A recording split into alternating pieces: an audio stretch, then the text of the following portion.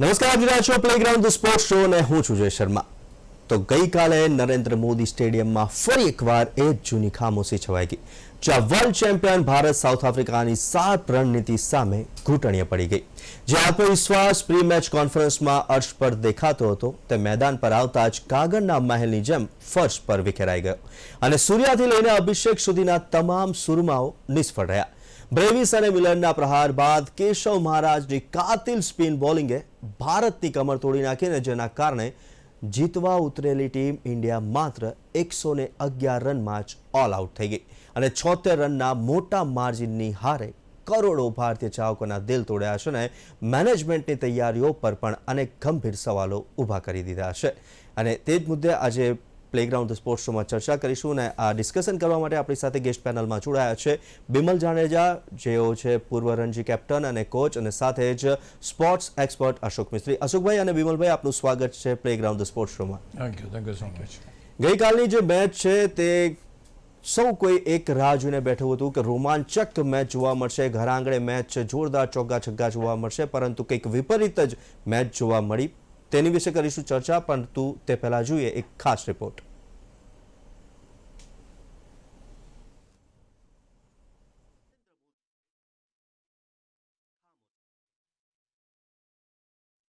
ફરી એકવાર વિદેશી ટીમ આવીને નરેન્દ્ર મોદી સ્ટેડિયમ પરના પ્રેક્ષકોને ખામોશ કરી ગઈ. ત્યારે વન ડે વર્લ્ડ કપ ફાઇનલમાં ઓસ્ટ્રેલિયાએ ઇન્ડિયાને હરાવ્યું હતું અને લોકો ખામોશ થયા હતા. તેવી જ રીતે ગઈકાલે સાઉથ આફ્રિકાએ ફરી એકવાર સુપર 8ની મેચમાં ભારતને શરણે કરીને 90,000 જેટલા પ્રેક્ષકોને ખામોશ કરી દીધા. બીજી ટીમની તૈયારીઓ અને તાકાતથી બેખબર ભારતીય ટીમ અને તેમનું મેનેજમેન્ટ ઊંઘતું ઝડપાયું. અને શું અભિષેક કે શું ઈશાન, શું સૂર્યા કે શું તિલક એક પછી એક સાઉથ આફ્રિકાની તૈયારીઓનો ભોગ બનતા ગયા અને છેલ્લે મેચ હારી ગયા. પ્રી મેચ પ્રેસ કોન્ફરન્સમાં સૂર્યકુમારનો આત્મવિશ્વાસ જોતા એમ લાગ્યું કે આપણે ફાઇનલ રમવા જઈ રહ્યા છીએ. પણ ના, સુપર 8ની પ્રથમ મેચમાં જ હાર મેળવીને વર્લ્ડ કપ જીતવાના સપના પર પાણી ફેરવવાનું કામ આ ટીમે કર્યું છે. પ્રી મેચ કોન્ફરન્સમાં અર્શ પર રાજતી ભારતની ટીમ મેચ પત્યા પછી ફર્શ પર પછડાઈ, પટકાઈ અને બિખેરાઈ ગઈ. બોલિંગ ડિપાર્ટમેન્ટે સાઉથ આફ્રિકાની શરૂઆતની વિકેટો જલ્દી પાડ્યા બાદ રિલેક્સ થઈ ગયેલા ભારતના બોલરોને બ્રેવિસ, મિલર અને સ્ટેપ્સે એટલા ધોયા કે 20 રને 3 વિકેટો ગુમાવીને સાઉથ આફ્રિકાએ જોતજોતામાં 7 વિકેટે 187 રન ખડકી દીધા. 188 રનનું લક્ષ્ય લઈને મેદાને ઉતરેલ નિષ્ફળ અભિષેક અને સફળ ઈશાન મેદાને તો ઉતર્યા, પણ પ્રથમ સ્પિનરથી બોલિંગ શરૂ કરનારા સાઉથ આફ્રિકાને જલ્દી જ સફળતા અપાવી દીધી. ઈશાન કિશન માર્કરમની બોલિંગમાં જ્યારે તિલક વર્મા અને અભિષેક શર્મા યન્સનની સ્પીડને પરખવામાં થાપ ખાઈ જતા 3 વિકેટો તો માત્ર 26 રનમાં જ પડી ગઈ હતી.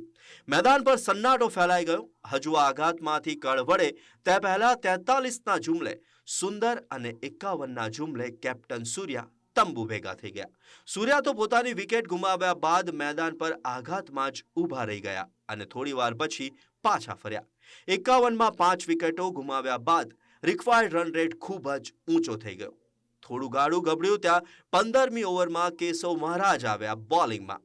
સ્પિનર્સ આવતા જ ભારતના બેટર્સ ફોર્મમાં આવી ગયા, પણ પ્રથમ બોલે હાર્દિક, ત્રીજા બોલે રિંકુ સિંઘ અને છઠ્ઠા બોલે અર્શદીપને લોંગ ઓફ પર ફિલ્ડિંગ કરતા એક જ ખેલાડી સ્ટબ્સના હાથે 3 કેચ ઝીલાયા. ત્યારે મહારાજની બોલિંગ એક્યુરેસીનો ભારતને ગંભીર ખ્યાલ આવ્યો. જોતજોતામાં કારવા લૂંટ ગયા. 88 રનમાં તો વર્લ્ડ ચેમ્પિયન અને વર્લ્ડ નંબર 1 ભારતની 8 વિકેટો પડી ગઈ. દુબેનો આસાન કેચ પડતો મૂક્યો, પણ ભારત 111માં જ ઓલ આઉટ થઈ ગયું અને સાઉથ આફ્રિકા 76 રનના મોટા માર્જિનથી જીતી ગયું.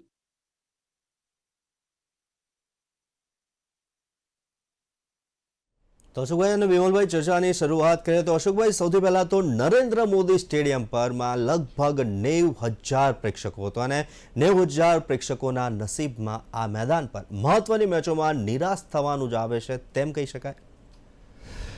બિલકુલ સાચી વાત છે, કારણ કે મેચ શરૂ થવાના 2 કલાક પહેલાં તો અમે ઘરેથી નીકળ્યા હતા અને ત્યાં પહોંચતા જે લોકોનો ધસારો જોયો, લોકોનો ઉત્સાહ જોયો, લોકોનો ઉમંગ જોયો, જે લોકોની ટી શર્ટ્સ બધા ખરીદતા હતા અને જે રીતે એક બહુ મહત્ત્વની મેચ જોવા માટે જતા હોય એવો ઉમંગ અને ઉલ્લાસ જોવા મળ્યો. અને ત્યાર પછીની જે ઘટનાઓ ઘટી, કારણ કે આવું કંઈ થાય એટલે સ્વાભાવિક રીતે વર્લ્ડ કપની ફાઇનલ યાદ આવી જાય કે જ્યારે કમિન્સે કહ્યું હતું કે અમે આ પ્રેક્ષકોને ખામોશ કરીશું, એટલે સાયલેન્ટ કરી દઈશું. અને ગઈકાલે એક્ઝેક્ટલી એવી રીતના થયું. ફરી એકવાર આ જ વિદેશની ટીમ આપણા જ મેદાન ઉપર આપણને જ ખામોશ કરીને જતી રહી. એટલે અહીંયા આગળ સવાલ એ છે કે લોકોનો જે ઉત્સાહ હતો, જે ઉમંગ હતો, ત્યાં પહોંચવાની જો અતિરક, અને ખાસ કરીને કારણ કે જ્યારે પ્રેક્ષકો ત્યાં જાય છે એટલે બૂમાબૂમ, ચીસાચીસ, એને ફિલ્ડિંગને એપ્રિશિએટ કરવાનું હોય, બૂમ એ થાય, હોબાળો મચે, અવાજો થાય. કાલના દિવસમાં એ પર્ટિક્યુલર ફેક્ટર એ આખું ગાયબ હતું. અને જે શરૂઆતમાં 3 વિકેટો જ્યારે પડી સાઉથ આફ્રિકાની, ત્યારે થોડો ઘણો ઉત્સાહ જોવા મળ્યો, પણ જેવી ત્યાર પછી વિકેટો જામી ગઈ અને જેમ રન થતા ગયા એમ ભારતીય પ્રેક્ષકોનો ઉત્સાહ પણ ઓછો થઈ ગયો ગુજરાતના આ મેદાન ઉપર. તો ક્યાંક એમ કહી શકાય કે જે રીતે આખી મેચ ગઈ, આખી મેચ રમાઈ, જે રીતે શરૂઆતની 3 વિકેટ બુમરાહ અને એમણે બહુ સરસ બોલિંગ કરી, અને ત્યાર પછી જે રીતે વરુણ અને હાર્દિક આ બંને જે ધોવાયા અને જે રન્સ બની ગયા, અને ત્યાર પછી જે ટાર્ગેટ મળ્યું, અને એ ટાર્ગેટનો જ્યારે આપણે ઉતર્યા બેટિંગમાં ત્યારે પણ એક પછી એક વિકેટો પડતી ગઈ. એક નિરાશાજનક વાતાવરણ બહુ શરૂઆતથી જ ઊભું થઈ ગયું. અભિષેક કદાચ આઉટ થયો તો એટલું દુઃખ ના થાત, પણ પહેલાં ઈશાન કિશન આઉટ થયો એટલે ભારતને બહુ મોટો ઝટકો લાગ્યો. અને ત્યાર પછી આપણે જાણીએ છીએ કે ભારત 111 રનમાં, this is the lowest total of the world cup, અને એમાં ભારત આઉટ થયું. એટલે મેચની ગંભીરતા મારી દ્રષ્ટિએ બહુ છે. ભલે કદાચ સૂર્યકુમાર યાદવ પત્રકાર પરિષદમાં જે રીતે વાત કરતા હતા ઓવર કોન્ફિડન્સમાં, એવું હું નહીં કહું. આ એક મેચ હારવાથી ભારતની સ્થિતિ બહુ જ નબળી થઈ છે, કારણ કે અત્યારે ભારતનો નેટ રન રેટ એ માઇનસમાં જતો રહ્યો છે. એ માઇનસનો નેટ રન રેટ એમને સુધારીને પ્લસમાં કરવો પડશે અને બંને મેચો જીતવી પડશે, એવું દબાણ હવે ભારત ઉપર ક્રિએટ થયું છે. એટલે ઓફકોર્સ ગઈકાલે મજા ના આવી, ટુ બી વેરી પ્રિસાઇઝ. આખી મેચ જોઈ, છેક સુધી જોયું, પત્રકાર પરિષદમાં બી વાતચીતો કરી, પણ ક્યાંક ને ક્યાંક કાલની મેચને જો તમે યાદ કરો તો હું માનું છું કે એક ઓસ્ટ્રેલિયા અને ભારતની વર્લ્ડ કપની ફાઇનલ જેવું વાતાવરણ થોડું લાગ્યું કાલે. જી વધુ પડતો આત્મવિશ્વાસ અને આત્મવિશ્વાસમાં રાજતા ભારતના કેપ્ટન સૂર્યા અને કોચ સિતાંશુ કોટકની આજે પ્રી મેચ કોન્ફરન્સની અંદર મોટી મોટી વાતો હતી, અને મેચના દિવસે તદ્દન ખોટી સાબિત થઈ. ક્યાં થાપ ખાઈ ગઈ આ વર્લ્ડ નંબર 1 ટીમ કે જે સાઉથ આફ્રિકાની બોલિંગ, બેટિંગ, ફિલ્ડિંગને ક્યાંક ભારતના ખેલાડીઓએ નજરઅંદાજ કરી તેમ કહી શકાય. હું એવરી ટાઈમ એક વસ્તુ ચોક્કસ હું કહું જ છું અને કહેતો જ આવીશ કે T20 એક એવું ફોર્મેટ છે કે જ્યાં તમારે ઈચ એન્ડ એવરી મેચ તમારે પહેલી મેચ રમતા હોય એ રીતની તમારે એપ્રોચથી રમવી પડે. અહીંયા યસ તમે સારું કર્યા છે, યસ તમારે જીતવું છે તો સારું કરવું પડશે. ઇટ ડઝન્ટ મીન કે તમે ઓર કોન્ફિડન્સમાં કે તમે સામેની ટીમને તમે થોડી નબળી એમ કે માની અને તમે ઉતરો, તે પણ એક ખોટું છે ક્રિકેટમાં. એટલે અહીંયા હું એમ નથી કહેતો કે આજે કોચ અને like captain whatever they have mention like during that conference, પણ અહીંયા વોટ એવર હું તો વધારે પડતો કેપ્ટનને અને પ્લેયર્સને વધારે હું પેલું ફોલ્ટી ગણીશ, કારણ કે એ લોકો 66 ફૂટમાં એ લોકો હોય છે, બરાબર, જે રમવાનું છે એ લોકોએ. તો I am not saying cricket is losing winning it's a part of cricket, but end of the day તમે કેવું રમો છો that is very important. તમે સિચ્યુએશન પ્રમાણે, વિકેટ પ્રમાણે, મેચ પ્રમાણે જો તમે એડજસ્ટ થાવ then તમે ઇન્ટરનેશનલ ક્રિકેટર ન કહેવાય. અહીંયા એક થોડા ઓછા માર્જિનથી તમે હારો તો ઇટ્સ ફાઇન એક ફાઇટ કરીને.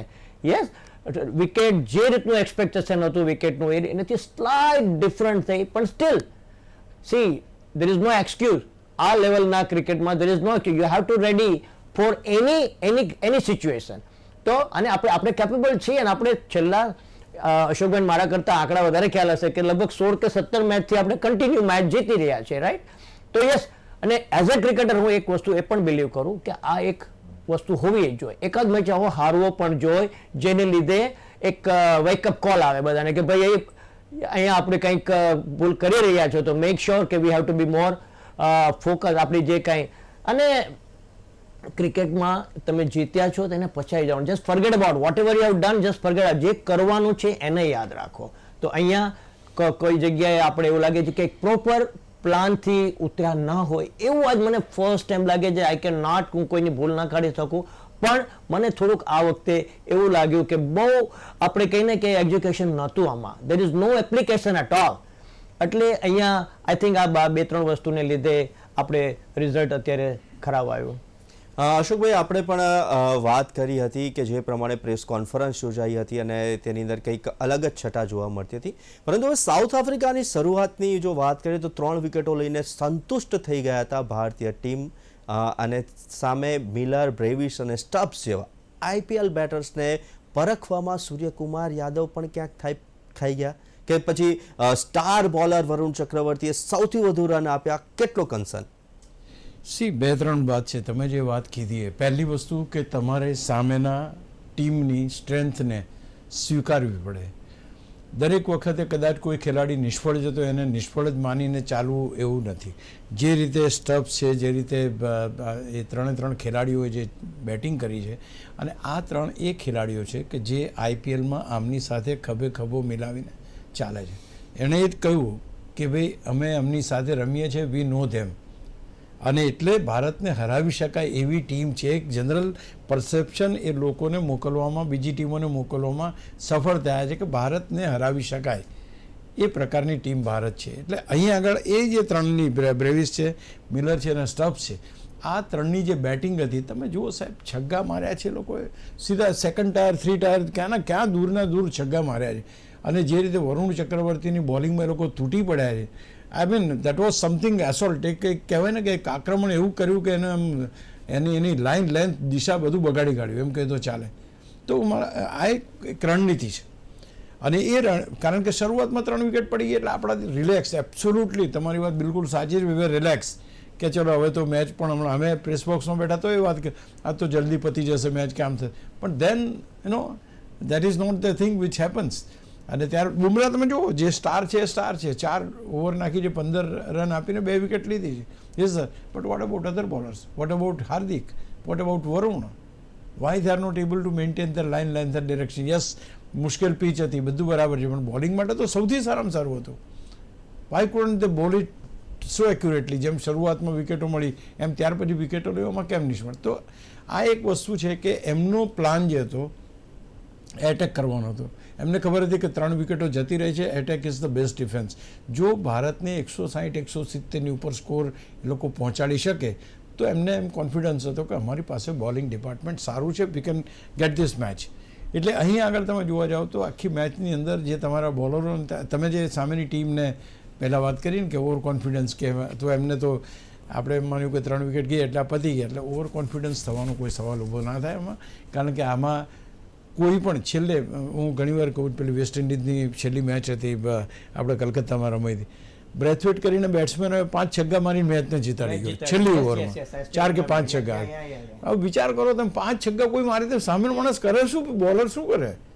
તો આ એ પ્રકારની મેચ છે ને એમાં સંતોષ થઈ જવું, અથવા તો ચલો હવે બધું આપણા કંટ્રોલમાં છે એવું માનવું ને. અને હું બંને પ્રેસ કોન્ફરન્સમાં હાજર હતો, શેતાંશુભાઈની પ્રેસ કોન્ફરન્સમાં હાજર હતો, સૂર્યાકુમારની માં પણ હાજર હતો. અને જે લોકોનું આઉટકમ હતું ને, આઉટકમ એ સામેની ટીમને સામાન્ય ગણાવીને અમારી ટીમ બહુ જ વધારે. સી, બેઝિક જે વસ્તુ છે ને એ તમારે સ્વીકારવું પડે કે સામેની કોઈ પણ ટીમ હોય, આજે તમારે હવે રમવાનું છે કોની સામે? ઝિમ્બાબ્વે અને વેસ્ટ ઇન્ડિઝ સામે. હવે તમે કહો કે ઝિમ્બાબ્વે તો 11મા ક્રમની ટીમ છે, આપણે નંબર 1 ટીમ છીએ, એ નહીં ચાલે. કારણ કે એ દિવસે યુ ડોન્ટ નો. તો હું માનું છું કે આ એક થાપ ખાઈ ગયા થોડું.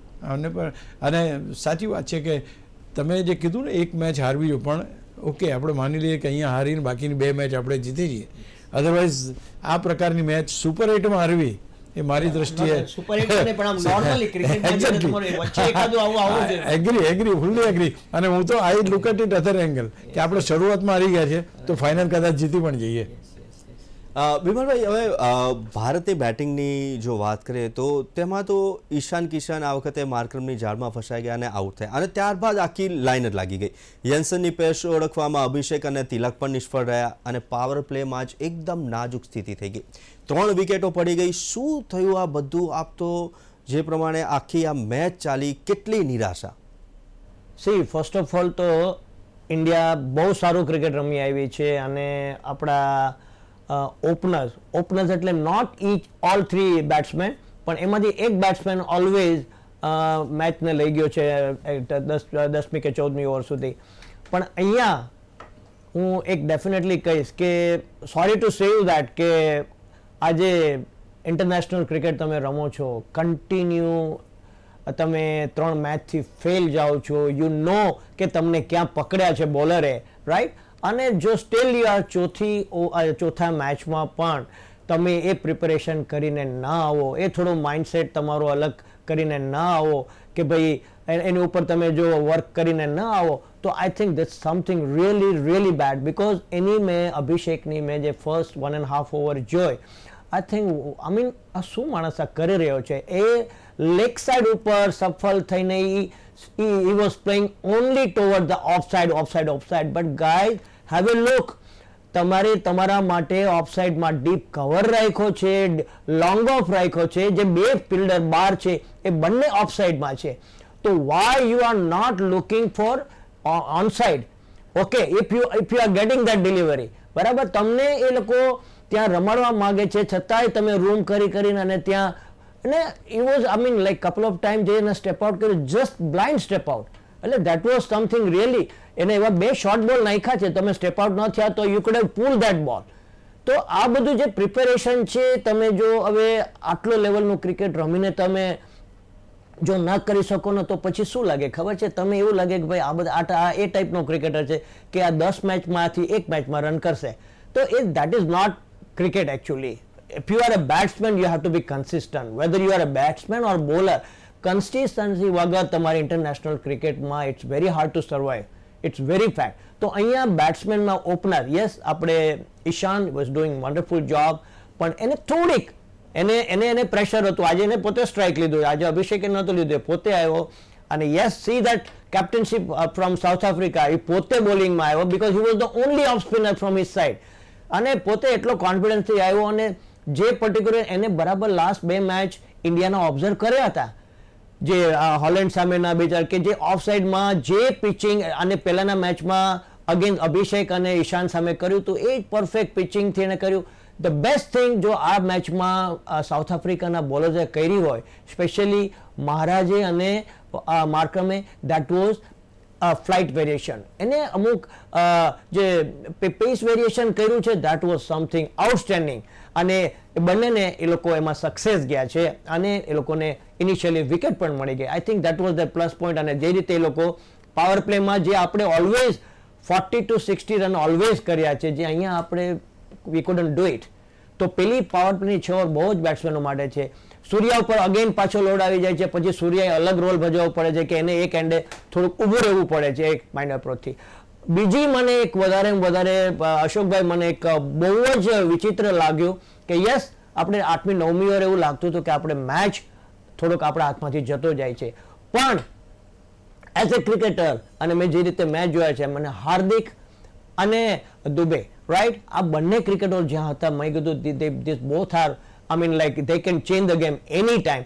પણ મને સમહાવ, જો અશોકભાઈ તમે તો ત્યાં હતા, તમે પ્રોબેબલી જોયું હશે કે જે 9, 10, 11, 12, 14 ઓવર સુધી આઈ થિંક જે ટાર્ગેટ જે આઈ મીન આપણે રન રેટ જે જતો રહેતો તો 13, 14 પહોંચ્યું, પણ આ લોકોનો કોઈ ઇન્ટેન્સ જ નહોતો દેખાતો કે they were not taking 9 or 10 run.